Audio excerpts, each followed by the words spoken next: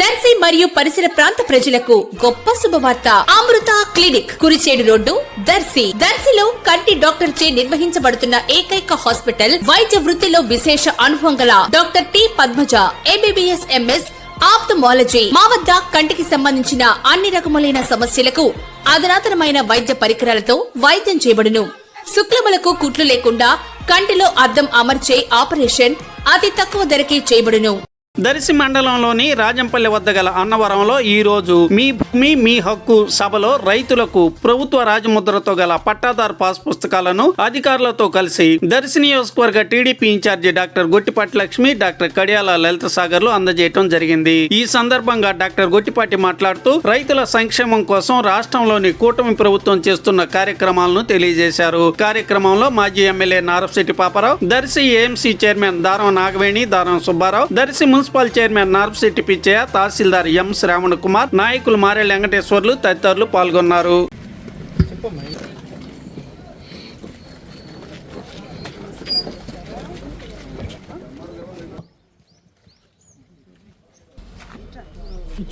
గుంటూ మరియమ్మ భర్త లింగయ్య,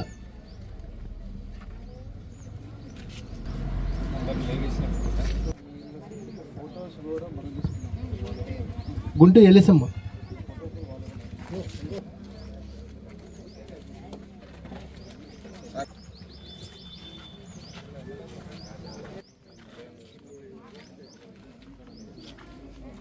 వెంకట ప్రసాద్,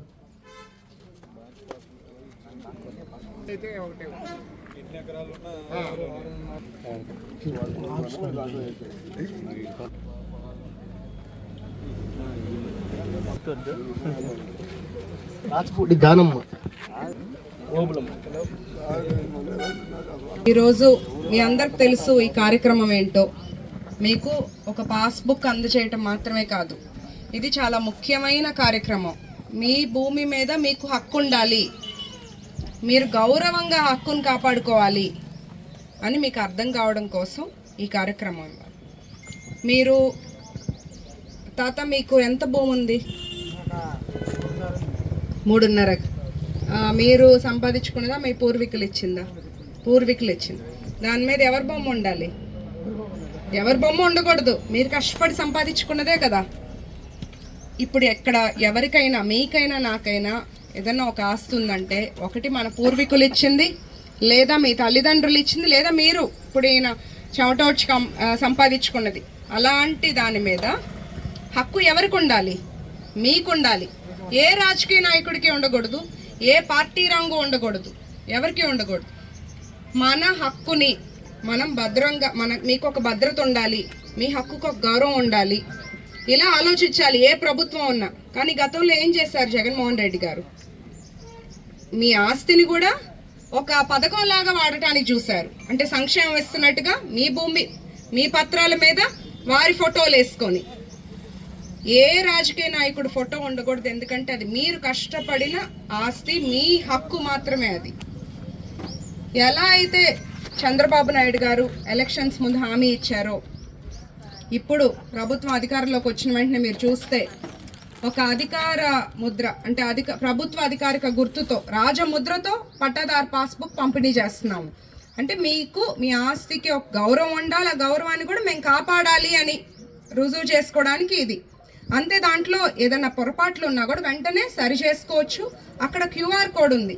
అందరూ ఆ సెల్ ఫోన్, ఆ టెక్నాలజీ వాడకపోవచ్చు, కానీ మీ దగ్గర సెల్ ఫోన్ ఉన్న వాళ్ళకి చూపించి ఇది స్కాన్ చేసుకొని భూమి వివరాలు కానీ ఆ కొలతలు అన్నీ తెలుసుకోవచ్చు. మీకు ఏదన్నా ఇప్పుడు నేను వచ్చిన వెంటనే ఒక ఆవిడ నాకు చూపించారు, అందులో ఎక్కలేదమ్మా అని చెప్పి, అది నేను MRO గారికి చెప్తాను, అది సరి చేయించే బాధ్యత మాది. ఇట్లా ప్రభుత్వం ఎప్పుడు కూడా ప్రజలకి ఒక మాట ఇస్తే అది కట్టుబడి నిలబడి ఉండాలి.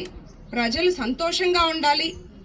ఏది కూడా ప్రతిదాన్ని రాజకీయంగా వాడకూడదు. మీ ఆస్తి మీ హక్కు. మీకు ఏదైనా సంక్షేమ పథకాలు వస్తున్నాయి, అది మీ గౌరవం, ఫ్రీగా ఇచ్చినట్టు కాదు. ఒక గ్రామాల్లో అంతా కూడా ఆర్థికంగా మనం పైకి వస్తే మన రాష్ట్రం బాగుంటుంది, దేశం బాగుంటుంది అని ఆలోచించే వ్యక్తి గౌరవ ముఖ్యమంత్రి చంద్రబాబు నాయుడు గారు. ఇప్పుడు ఇంకొక విషయం చెప్పాలి. ఈ మధ్య కొన్ని జరుగుతున్న ఈ సంఘటనలు, ప్రతి దానికి కూడా చంద్రబాబు నాయుడు గారు, లోకేష్ గారే స్పందించాలి అనుకోకూడదు మనం. వాళ్ళు చాలా బిజీగా ఉంటారు. ప్రతిదానికి దర్శిలో గొట్టిపాటి లక్ష్మి స్పందించాలి, లేదా పాపారావు గారు మాట్లాడతారు, లేదా మండల నాయకులు గారు. ఇప్పుడు మీ ఇంట్లో ఎవరు నన్ను అన్నారు, మీకు బాధేస్తుందా? వెళ్ళి అడుగుతారా? అట్లాగే మనం కక్ష సాధింపులు వద్దు, విధ్వంసాలు, ఆ గొడవలు వద్దు, కానీ తిప్పి కొట్టండి వాళ్ళు చేసే చెడు ప్రచారాలు, తప్పుడు ప్రచారాలు. ప్రజల్ని ఎట్లా గత 5 ఏళ్ళు మభ్యపెట్టి మోసం చేశారు, అవి తిప్పి కొట్టండి. మీరు ఇంటి దగ్గర 10 మంది కూర్చుంటే వాళ్ళకి చెప్పండి, చూడు ఇలా చేస్తున్నారు, ఇప్పుడు చూడు మనం ఎంత ప్రశాంతంగా ఉన్నాం. ప్రతి ఒక్కరు మాట్లాడాలి, మంచి చేసే ప్రభుత్వాన్ని మనం అందరం గుర్తించాలి. గత 5 ఏళ్లలో ఎప్పుడూ కూడా చూడని అభివృద్ధి, సంక్షేమం మనం చూస్తే ఈ సంవత్సరంన్నరలో ఇంకా 3 ఏళ్ళు ఇంకా ఎంతో అభివృద్ధి జరుగుతుంది, ఇంకా సంక్షేమ పథకాలు రావాల్సినవి కూడా అందజేస్తాం. ఇలా ఇంత మంచి పనులు చేస్తున్న ప్రభుత్వానికి మన సహకారం ఎప్పుడు ఉండాలి. ప్రభుత్వం కొనసాగాలి. మన రాష్ట్రం మళ్ళీ బాగుపడాలంటే కనీసం 10-15 ఏళ్ళు మనం అధికారంలో ఉంటేనే ఆ విధ్వంసం నుంచి బయటకు వచ్చి మనం మన ఒక్కళ్ళ గురించి ఆలోచించకూడదు. చంద్రబాబు నాయుడు గారు ఎట్లంటే ఇప్పుడు అందరూ ఎలా ఉంటారు, నేను బాగుంటే చాలు, నా పిల్లలు బాగుంటే చాలు అని. చంద్రబాబు నాయుడు గారు నా రాష్ట్రం బాగుండాలి, వచ్చే 20 ఏళ్ళలో నా స్టేట్ బాగుండాలి. అలా మనం కూడా మన పిల్లలు బాగుండాలి, వాళ్ళ పిల్లలు బాగుండాలి, అంతా మంచి జరగాలి, మంచి నాయకుడిని ఎన్నుకోవాలి. మనతో ఎప్పుడు ఇక్కడ ఎవరు అందుబాటులో ఉంటున్నారు, ఎవరు మనకు పనులు చేసి పెడుతున్నారని మీరు కూడా కాస్త గమనించండి.